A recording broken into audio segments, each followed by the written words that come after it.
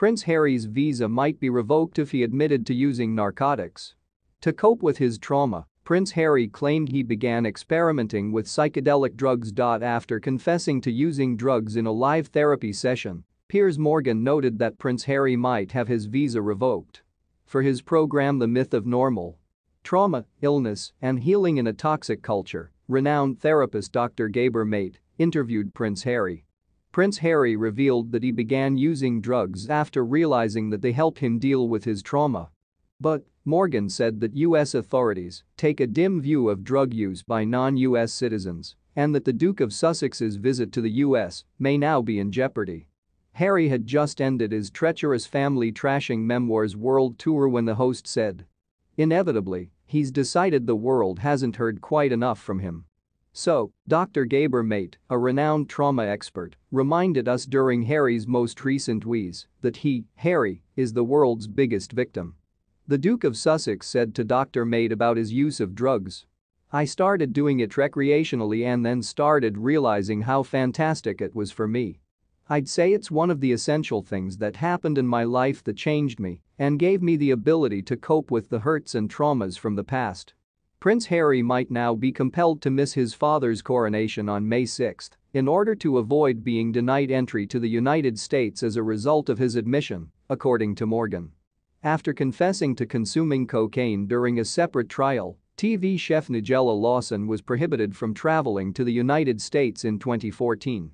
Another strong argument against having them at the King's coronation, the contributor to Sky News Australia continued, is that we might end up being forced to live with them. Visa applicants who are proven to be drug abusers or addicts are inadmissible to the U.S., claims U.S. Citizenship and Immigration Services.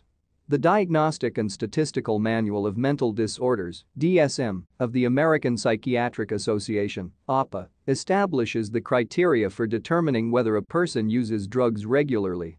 However, as a result of 2010 regulation changes, border agents are no longer required to consider a history of experimental usage when determining whether to grant a visa request.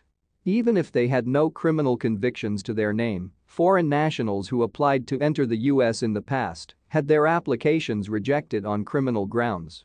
The law specifies that if you have been convicted of a U.S. or foreign law relating to controlled narcotics, or if you have admitted to violating such a law, then you are inadmissible to the U.S., Carnegie Dikmajian, senior attorney at Laura Devine Solicitors, told Vice in 2019.